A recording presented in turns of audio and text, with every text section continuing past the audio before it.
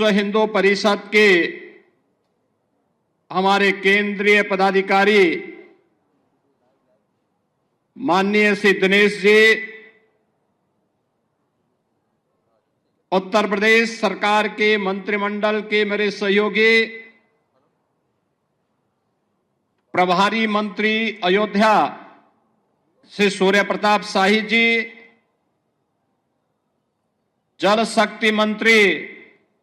श्री स्वतंत्र देव सिंह जी,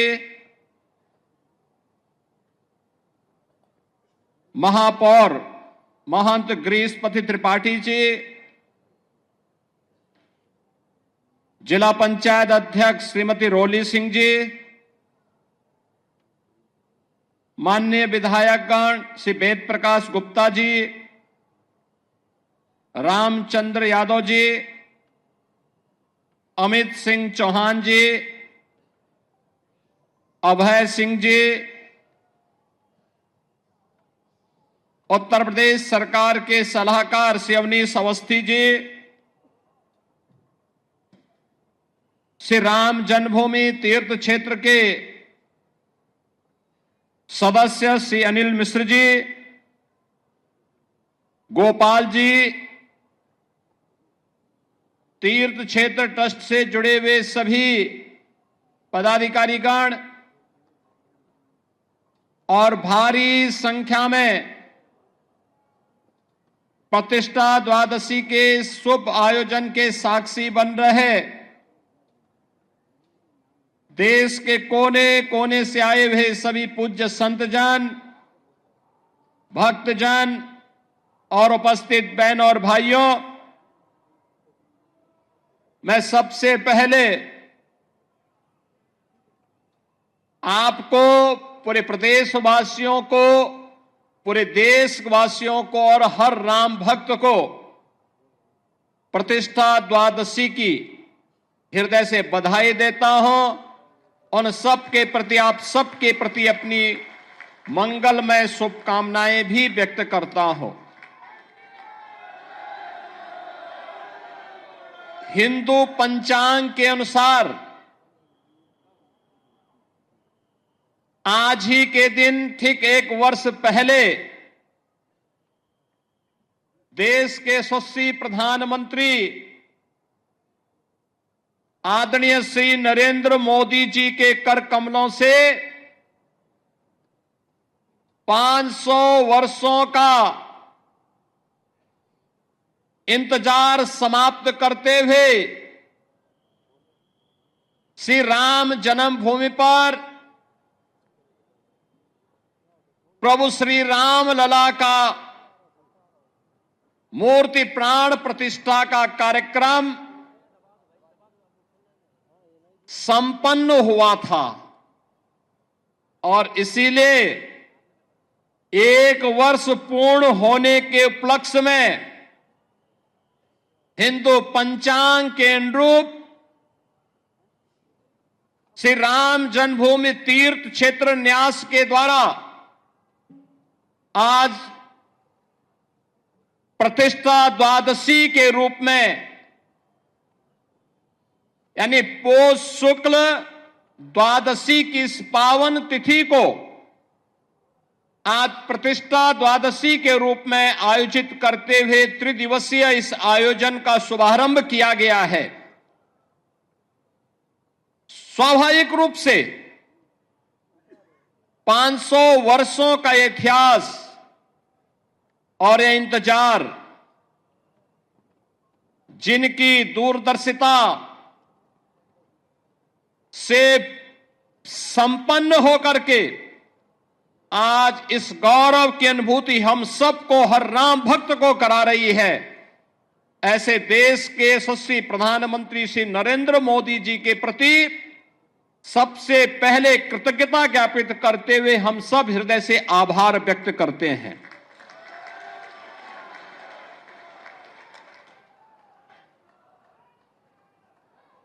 बहनों और भाइयों, इस अवसर पर श्री राम जन्मभूमि के लिए चले एक लंबे आंदोलन को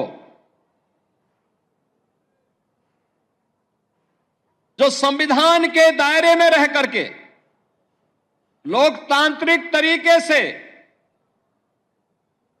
जिस आंदोलन को एक मंच पर सजोने का काम राष्ट्रीय स्वयंसेवक संघ के मार्गदर्शन और नेतृत्व में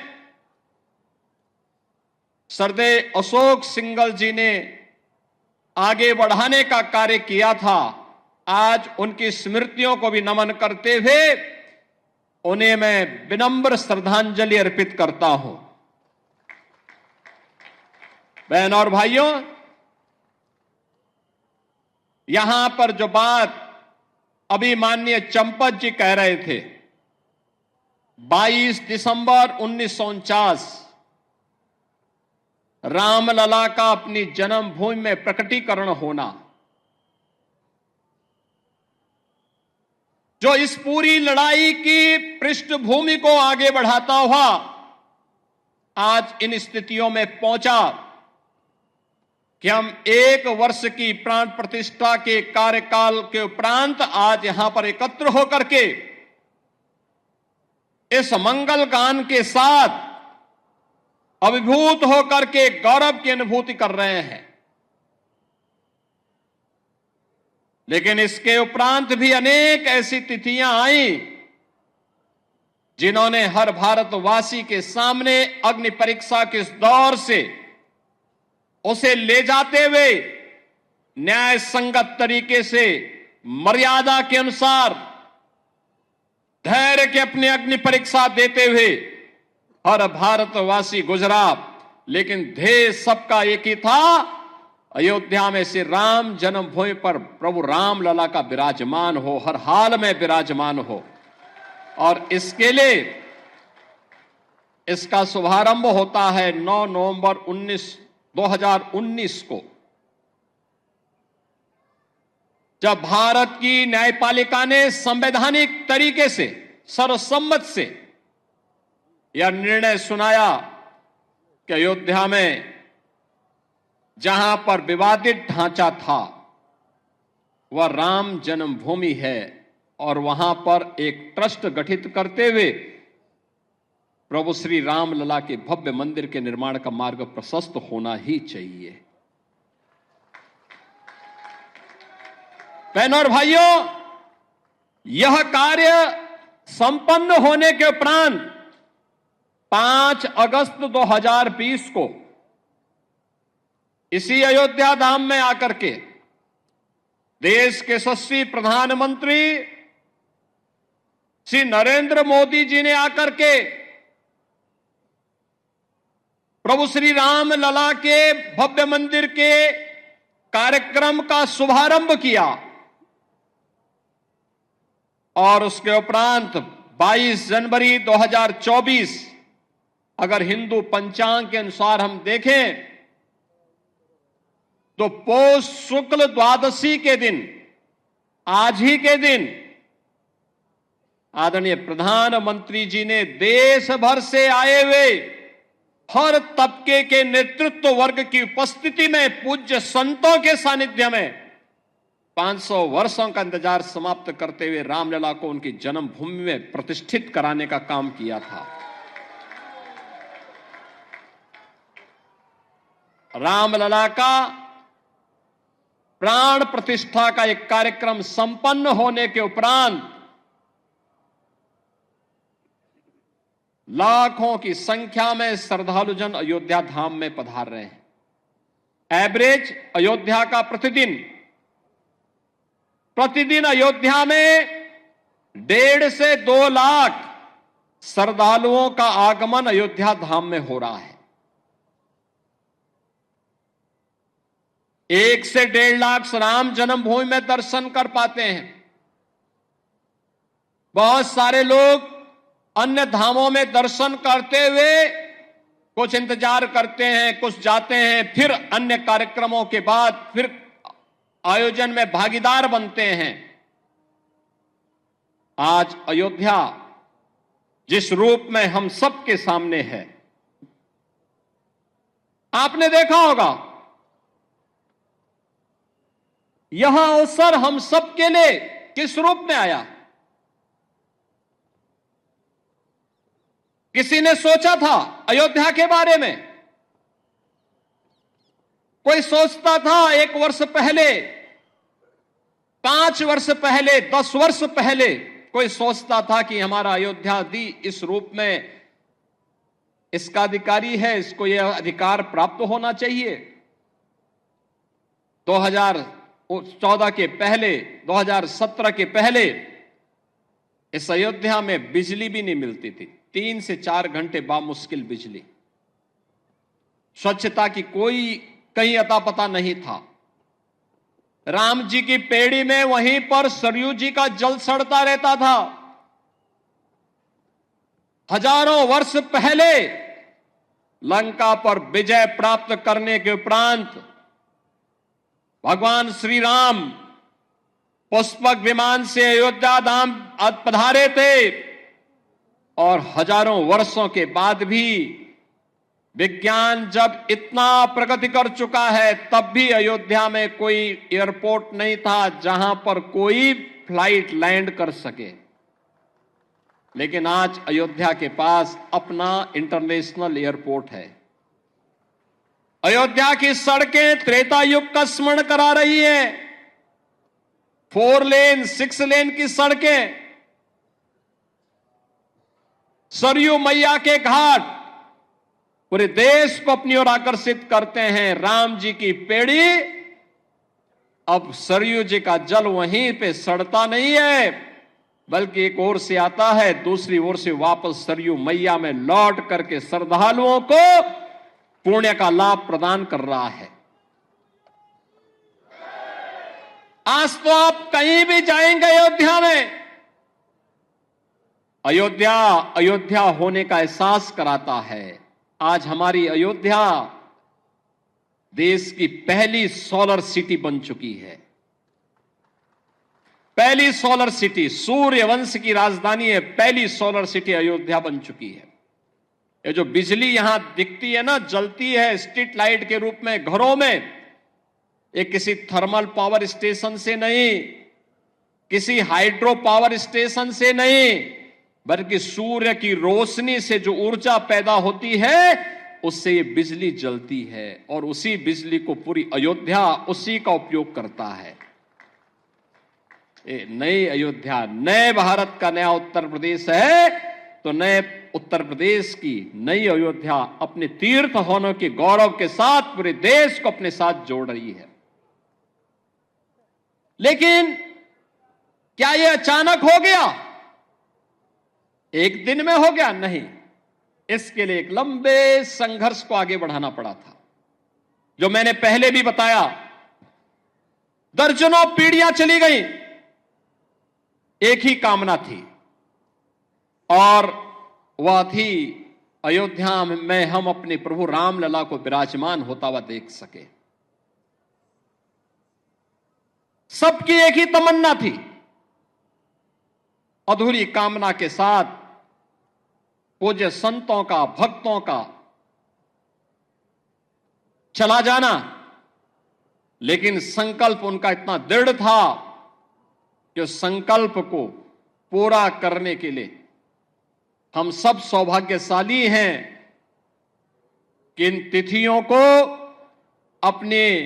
इन भौतिक चक्षुओं से देखने का सौभाग्य हम सबको प्राप्त हुआ है। बहनों और भाइयों, राम काज के इन सभी कार्यों के लिए त्याग और तपस्या पूज्य संतों की थी, राम भक्तों की थी और उन अनगिनत राम भक्तों, कार सेवकों, पूज्य संतों, उन सब के हम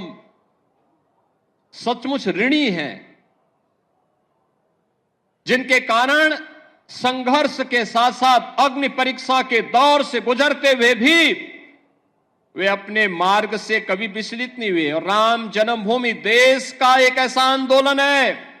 500 वर्षों में, अगर आप 500 वर्षों में 1528 से लेकर के 6 दिसंबर 1992 तक के इतिहास को उठा करके देखेंगे तो हर 15 से 20 वर्ष के अंतराल में हिंदू समाज फिर से संघर्ष करने के लिए, अपनी जन्मभूमि को वापस प्राप्त करने के लिए, अपने प्रभु की जन्मभूमि को वापस प्राप्त करने के लिए निरंतर कार्य करता रहा, संघर्ष करता रहा। जिस भाषा में शासन तंत्र समझता था, उस भाषा में उन्हें समझाने के लिए वह कार्य कर रहा था। और अंततः यह अवसर आया जब पूज्य संतों के सानिध्य में राष्ट्रीय स्वयंसेवक संघ के नेतृत्व में सरदेव अशोक सिंघल जी जैसे युग दृष्टा नेतृत्व इस आंदोलन के साथ जुड़ता है, जिन्होंने कभी मान अपमान की चिंता नहीं की। एक ही ध्येय था, हर हाल में राम जन्मभूमि वापस हिंदुओं को प्राप्त होना चाहिए, रामलला का भव्य मंदिर का निर्माण होना चाहिए। सचमुच बोलने के लिए शब्द नहीं है, हम सबका मन भावुक हो जाता है, भाव विभोर हो जाते हैं, हम भाव विह्वल हो जाते हैं जब इस पूरे इतिहास को देखते हैं। उस आंदोलन को नजदीक से हम लोगों ने जब देखा और आज जब यह परिणाम हम सबके सामने आता है, तो खुशी इस बात की होती है कि हम सब सौभाग्यशाली हैं। याद करिए, और मेरे लिए इसलिए भी सौभाग्य का विषय है कि हमारी 3 पीढ़ी उस अभियान के साथ जुड़ी रही। पूज्य महंत दिग्विजय नाथ जी महाराज को मैं नहीं देख पाया था, लेकिन अपने पूज्य गुरुदेव से जो मैं सुनता था,